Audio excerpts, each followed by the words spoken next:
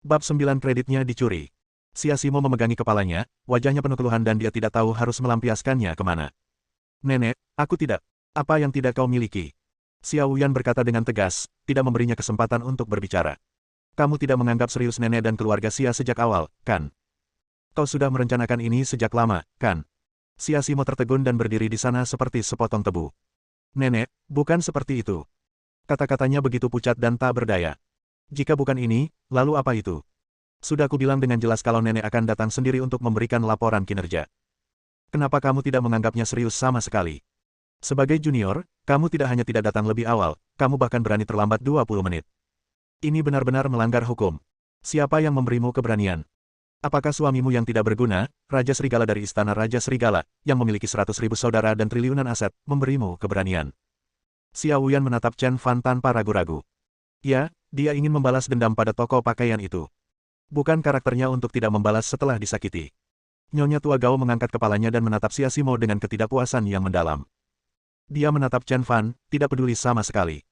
Siasimo, jika kamu tidak puas dengan keluarga Xia, kamu bisa meninggalkan keluarga Xia seperti orang tuamu. Aku sama sekali tidak keberatan. Siasimo sangat sedih hingga dia hampir menangis. Nenek, aku tidak melakukannya, ada kemacetan di jalan. Jalan mana yang macet banget? Xiao Yan melompat keluar dan berkata, siapa yang ingin kau tipu? Kau jelas datang ke sini dengan kereta bawah tanah. Apakah kereta bawah tanahmu akan terjebak macet? Xiao Yan bertekad untuk membalas dendam, aku pikir kamu tidak menghormati nenek. Kamu dan orang tuamu memiliki karakter yang sama. Nenek sudah sangat baik kepada keluargamu, tetapi kamu tidak tahu bagaimana cara berterima kasih. Kamu bahkan menentang nenek. Kamu benar-benar tidak menganggap diri kalian sebagai anggota keluarga Xia. Xiao Yan masih tidak senang dengan perkataannya dan bahkan mengedipkan mata pada kerabat di sebelahnya. Untuk sesaat, semua bibi dan paman mulai menuding Siasimo. Xiao Yan, apakah kamu sudah selesai? Sebelum Siasimo sempat berbicara, Chen Fan yang ada di sebelahnya tidak dapat menahan diri lagi. Simo bilang ada kemacetan di jalan, dan dia tidak berdebat denganmu karena mempertimbangkan perasaan keluarga Xia. Apa kamu tidak tahu kenapa kami berdua terlambat? Laporannya mulai jam 3, tapi kamu bilang ke Simo kalau jam setengah 3. Apa niatmu? Chen Fan bertanya terus terang. Dia mengerti bahwa semua ini adalah kesalahan wanita jahat Xiao Yan. Ditanya seperti ini, Xiao Yan tidak merasa gugup sama sekali. Kamu memfitnahku. Saya sudah memberitahukan dengan jelas bahwa acaranya akan dimulai tepat pukul 3. Jika kamu tidak percaya padaku, mengapa kamu tidak bertanya pada mereka? Xiao Yan menunjuk ke arah karyawan dalam rapat. Karyawan itu mengangguk dan berkata, ya, kami menerima pemberitahuan untuk mulai bekerja pukul 3. Xiao Yan, kamu benar-benar tidak akan menangis sampai melihat peti mati. Momentum Chen Fan setelah 5 tahun bertempur di medan perang muncul secara spontan. Xiao Yan menggigil. Dia bersandar pada Nyonya Tua Gao dan berteriak, apa? Kamu salah. Apakah kau akan menggunakan 100.000 saudaramu dan triliunan aset untuk menekanku? Sudah kubilang, ada nenekku di sini, aku tidak takut. Melihat Chen Fan berjalan ke arah Xiao Yan, Nyonya Tua Gao membanting meja karena marah. Cukup. Apakah kamu benar-benar ingin mengalahkan Wu Yan? Chen Fan dan wanita tua itu saling berpandangan, dia memutarbalikkan fakta dan memfitnah saya. Bukankah dia seharusnya dipukuli? Bajingan. Wanita tua itu meraung marah, hari ini, jika kamu berani menyentuh Wu Yan, cobalah saja. Siasimo yang berdiri di sampingnya pun buru-buru meraih Chen Fan yang sedang dalam suasana hati yang buruk. Nenek, Chen Fan tahu kalau dia salah. Mendengus. Wanita tua itu duduk dan berkata dengan dingin, saya tidak ingin hal seperti ini terjadi lagi. Juga, Chen Fan, ingatlah identitasmu. Kamu telah menelantarkan keluarga Siasimo dan membawa kerugian besar bagi keluarga Xia. Hanya karena aku tidak memberitahumu, bukan berarti aku tidak peduli. Saya harap Anda dapat melihat status Anda sendiri dengan jelas. Baiklah, Nenek, kami tahu kami salah. Siasimo memeluk Chen Fan erat-erat untuk mencegahnya bertindak impulsif. Wanita tua itu menenangkan amarahnya dan berkata, duduklah, rapat berlanjut. Siasimo menarik Chen Fan ke sudut yang tidak mencolok. Wanita tua itu melanjutkan, setelah laporan kinerja, saya akan memutuskan hadiah dan hukumannya. Selanjutnya, mari kita bahas prospek masa depan pabrik garmen. Siapa yang akan melaporkan ide-idenya? Terjadi keheningan total. Bahkan Xiao Yan yang tadi melompat-lompat, menundukkan kepalanya, tak ada tinta di benaknya. Nyonya Tua Gao memukul meja dengan keras, kenapa? Keluarga Xiaku punya begitu banyak elit, tidak adakah yang punya ide? Masih sunyi senyap. Chen Fan menepuk bahu Siasimo, Simo, beranikan diri dan cobalah. Kamu bisa. Siasimo menarik napas dalam-dalam, lalu berdiri dan berkata, Nenek, aku punya ide bagus. Bicaralah. Kata wanita tua itu dengan anggun. Pendapatan pabrik garmen telah tumbuh sekitar 1 juta yuan per tahun selama 5 tahun terakhir. Dapat dilihat bahwa pabrik garmen telah mencapai tingkat yang relatif jenuh. Ini peringatan. Jika model bisnis yang ada dipertahankan, laba pabrik garmen pasti akan mulai menurun dalam 3 hingga 5 tahun ke depan. Dan sekarang, ada peluang besar di depan kita. Orang terkaya di kota Sanjiang, Qianda Jiang, telah membuka kota perdagangan dan saat ini sedang merekrut investor. Jika kita bisa mendapatkan kualifikasi, pabrik garmen bisa menyambut musim semi kedua. Pada saat yang sama, kami juga dapat menggunakan kesempatan ini untuk memperluas peluang komunikasi dengan pabrik garmen berkualitas tinggi lainnya, dan bahkan internasional. Xia Simo berbicara seperti seorang CEO yang mendominasi, dengan suara yang fasih dan argumen yang meyakinkan. Sombong dan mendominasi, dengan keterampilan yang luar biasa. Bahkan wanita tua itu pun dipenuhi dengan pikiran yang mengembara setelah mendengar apa yang didengarnya. Chen Fan yang ada di sampingnya tak kuasa menahan diri untuk mengacungkan jempol pada Xia Simo. Dengan pandangan jauh ke depan dan kemampuan mengendalikan keadaan saat ini, dia pasti akan dimahkotai dengan mahkota burung phoenix dan jubah merah di masa depan. Wanita tua itu pun bertepuk tangan dan setuju, bagus, bagus sekali, bagus sekali. Simo, pandangan ke depan dan visimu benar-benar mencerahkan mataku. Saya akan mempertimbangkan usulan Anda dengan serius. Xiao Yan di samping melotot tajam ke arah Xia Simo. Dengan suara mendesing. Dia berdiri dan berteriak, Xia Simo, dasar jalang, apa kau mendengar pembicaraan antara aku dan Ye Bufan? Tidak menyadari kalender yang jelas. Semua orang bingung. Bukankah Ye Bufan adalah pacar Xiao Yan? Percakapan apa yang disadap Xia Simo di antara pasangan muda itu? Tanpa memberi kesempatan pada Xia Simo untuk bicara, Xiao Yan langsung memeluk tangan Nyonya Tua Gao dan berkata dengan nada genit, Nenek, aku sudah bercerita pada Bufan tentang kota bisnis yang bernama Tuan Qian. Alasan mengapa dia tidak ikut dengan saya menghadiri rapat hari ini adalah untuk meminta Tuan Qian memberi kami tempat di kota perdagangan melalui koneksinya. Awalnya, Bufan dan aku berencana memberimu kejutan. Kami akan memberitahumu setelah masalah ini selesai. Aku tidak menyangka Xia Simo benar-benar menguping pembicaraan antara aku dan Bufan, dan tanpa malu-malu memberitahumu tentang promosi investasi sebagai visinya untuk masa depan pabrik garmen. Xia Simo, dasar jalang, apa kau punya rasa malu? Ledakan. Wajah Xia Simo pucat, dan dia berdiri di sana linglung seperti tiang telepon. Bab 10 Wajah Xiao Yan. Pada saat ini, Xia Simo merasa langit gelap dan bumi gelap gulita, seakan-akan dirinya disambar petir. Dia buru-buru menjelaskan, Nenek, aku tidak melakukannya. Saya tidak pernah menguping panggilan telepon Suster Wuyan. Itu semua saya temukan melalui penyelidikan praktik sosial saya selama bertahun-tahun. Nenek, kamu harus percaya padaku. Cukup, sampai kapan kau akan berpura-pura? Xiao Wuyan menatap Xia Simo dengan tegas. Anda hanyalah seorang karyawan departemen desain kecil di pabrik pakaian keluarga Xia. Bagaimana Anda tahu pendapatan tahunan keluarga Xia? Lagi pula, bahkan aku tidak memenuhi syarat untuk mengetahui tentang promosi investasi kota komersial Qian Shoufu. Bagaimana mungkin seorang karyawan kecil di departemen desain sepertimu memenuhi syarat untuk mengetahuinya? Jika kamu tidak menguping pembicaraan antara Bufan dan aku, bagaimana kamu bisa tahu? Semakin banyak Xiao Yan berbicara, semakin bersemangat dia, dan semakin masuk akal kata-katanya.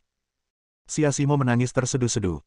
Dia menggelengkan kepalanya dengan putus asa dan menjelaskan, Nenek, kamu harus percaya padaku. Saya tidak. Namun, wajah wanita tua itu dipenuhi kekecewaan. Xia Simo, apakah kamu ingin aku menemui Bufan untuk berhadapan langsung? Xiao Yan terus mengoceh. Pada saat ini, seorang pria berjas dan berdasi masuk dari luar pintu. Pria itu berbadan tegap dan berkulit cerah. Dia mengenakan emas dan perak di sekujur tubuhnya, menunjukkan kebangsawanan dan kekayaannya. Bufan, kau di sini. Melihat orang itu datang, Xiao Yan berlari ke arah pria itu dan meringkuk di dadanya. Orang ini adalah pacar Xiao Yan, Ye Bufan, putra Ye Chen, dokter jenius di kota Sanjiang. Melihat orang itu, wanita tua itu pun berdiri sambil tersenyum dan berkata, Bufan, ini dia. Sekelompok anggota kunci pabrik garmen keluarga Tang juga berdiri dengan antusias untuk menyambut mereka. Sikap mereka terhadap Ye Bufan benar-benar berbeda dari sikap mereka terhadap Chen Fan dan Xia Simo. Melihat Ye Bufan datang, Xiao Yan menjadi semakin bersemangat. Dia memegang tangan Ye Bufan dan berkata sambil berjalan, Bufan, tahukah kamu bahwa Xia Simo benar-benar menguping panggilan telepon kita? Aku menyalin rencana yang aku diskusikan denganmu tentang memasuki kota perdagangan dan menggunakannya untuk menyenangkan nenek. Tidakkah menurutmu itu menyebalkan? Para karyawan yang ada di antara penonton pun berteriak, Tuan Ye, singkapkan wajah asli wanita jelek ini. Ye Bufan tampak bingung. Xiao Yan, selain membeli tas sepanjang hari, apakah kamu punya rencana perusahaan? Nyonya Tua Gao juga menatap Ye Bufan dengan penuh harap, Bufan, katakan yang sebenarnya, nenek akan memberimu keadilan. Ye Bufan melirik semua orang satu persatu, sambil berpikir, apa yang harus aku katakan? Bicara tentang pesawat terbang. Xiao Yan buru-buru dan dengan paksa menarik tangan Ye Bufan. Bufan, bukankah kamu berjanji padaku bahwa kamu akan mendapatkan tempat di kota perdagangan Qian Shoufu? Ye Bufan kemudian menyadari bahwa wanita ini merencanakan sesuatu lagi. Dia menggertakkan giginya. Jika bukan karena tanah di zona pengembangan Wang Jiangshan milik keluarga Xia, dia tidak akan pernah menoleransi hal ini. Jangan khawatir, Nek. Aku sudah meminta ayah untuk berbicara dengan Tuan Qian mengenai masalah ini. Aku yakin dengan reputasi ayah di kota Sanjiang, masalah ini tidak akan sulit. Ye Bufan tahu bahwa selama nama ayahnya disebut dalam hal apapun, itu akan menjadi sesuatu yang menenangkan, meskipun mereka sama sekali tidak mengenal orang terkaya, Qian. Hebat. Semua orang bersorak. Nyonya Tua Gao juga tersenyum di wajahnya. Bufan, Wuyan, kemarilah dan ceritakan secara rinci tentang kota perdagangan itu. Adapun kamu. Nyonya Tua Gao sudah sangat kecewa dengan Xia Simo dan Chen Fan, duduk saja di sudut dan dengarkan. Xia Simo menundukkan kepalanya, tidak mengatakan apa-apa, dan duduk bersama Chen Fan dalam posisi yang tidak mencolok. Ini bukan pertama kalinya dia dipermalukan selama bertahun-tahun dan dia sudah terbiasa dengan hal itu. Namun dia sangat peduli dengan perasaan Chen Fan. Chen Fan, jika kamu tidak tahan, kamu bisa pulang dulu. Chen Fan tersenyum dan berkata, aku akan pergi kemanapun kamu pergi. Percayalah padaku, aku akan membuatmu terkenal dan dimahkotai dengan mahkota burung phoenix dan jubah yang indah. Pada saat ini, wanita tua itu memegang Ye Bufan dan Xiao Yan di masing-masing tangan, memberi mereka cukup wajah. Ada perbedaan besar antara Chen Fan dan Xia Simo, putri dan menantu dari putra keduanya. Bahkan karyawan biasa yang menyajikan teh dan air dalam rapat menjaga jarak dari Chen Fan dan Xia Simo. Bufan, keluargamu punya banyak koneksi dan kekuasaan. Ceritakan lebih banyak tentang kota bisnis Tuan Qian. Nyonya Tua Gao bertanya dengan ramah. Ye Bufan mengangkat kepalanya dengan percaya diri, Nenek, aku mendengar bahwa akan segera ada perpindahan besar di ibu kota provinsi. Kota komersial yang dibangun oleh Tuan Qian ini dirancang untuk menghadapi perpindahan besar ibu kota provinsi. Dan yang paling penting, saya dengar kota perdagangan ini sangat rumit dan ada orang yang sangat menakutkan dan berkuasa di baliknya. Bahkan orang terkaya Qian hanyalah bawahan dari orang berkuasa ini. Ketika kata-kata ini diucapkan, semua orang di keluarga Xia terkejut. Nyonya Tua Gao juga bersemangat. Xiao Yan memegang tangan wanita tua itu dan melanjutkan, Nenek, Bufan benar sekali. Tuan Qian hanyalah adik lelaki dari orang besar di balik kota perdagangan. Anda dapat membayangkan betapa berkuasanya orang besar ini. Selama kami dapat memperoleh kualifikasi untuk masuk, kami dapat memperoleh lebih banyak mitra berkualitas tinggi melalui platform ini. Paling lama dalam waktu 5 tahun, pabrik garmensia kita akan mampu menjangkau ibu kota provinsi, ibu kota kekaisaran, dan dunia. Xiao Yan bicara semakin keras, dan wanita tua itu juga tampak sangat bersemangat. Hanya saja, Xiao Yan seperti bola yang kempes. Wanita tua di sampingnya tentu saja menyadari perubahan mendadak di atmosfer, apa yang sebenarnya terjadi. Xiao Yan menghela napas, hanya saja identitasku terbatas, dan aku tidak bisa menangani banyak hal. Luar biasa, bukan? Banyak hal yang dapat saya lakukan dengan lebih baik, tetapi ketika orang lain mengetahui bahwa saya hanyalah seorang manajer penjualan, mereka tidak mau lagi berkomunikasi dengan saya. Bagus. Pada titik ini, bahkan Ye Bufan di sebelahnya mendesah melihat karakter Xiao Yan. Dia adalah ular berbisa yang dapat menggigit siapa saja kapan saja. Untungnya, dia hanya menginginkan tanah di zona pengembangan Wang Jiangshan dan tidak peduli dengan hal lainnya.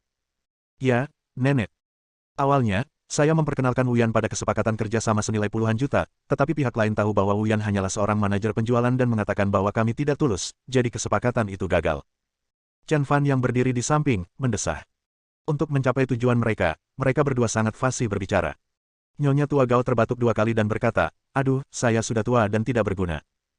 Sudah saatnya menyerahkan kekuasaan kepada kalian, kaum muda. Wuyan, Bufan, jika kalian benar-benar bisa mendapat tempat di kota perdagangan, maka aku akan membiarkan kalian, Wuyan, mengambil posisi presiden keluarga Xia. Xia Wuyan segera menunjukkan wajah aslinya, Nenek, jangan khawatir, aku akan menyelesaikan tugas itu.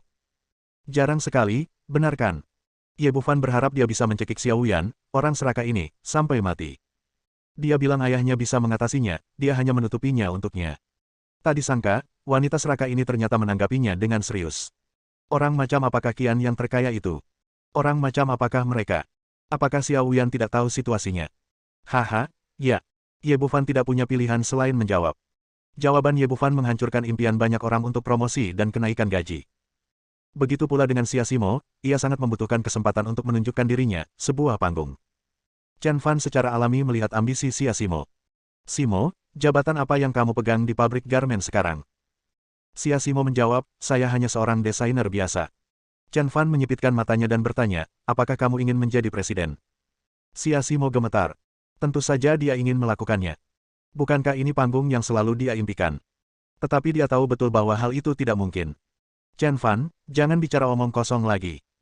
Xia Simo ingin menghindari mereka dipermalukan lagi dan tidak ingin mengatakan apa-apa lagi, jadi dia memperingatkan Chen Fan dengan suara rendah. Namun, Chen Fan tidak berniat untuk berhenti, Nenek, siapapun yang memenuhi syarat untuk memasuki kota perdagangan akan diberi posisi presiden.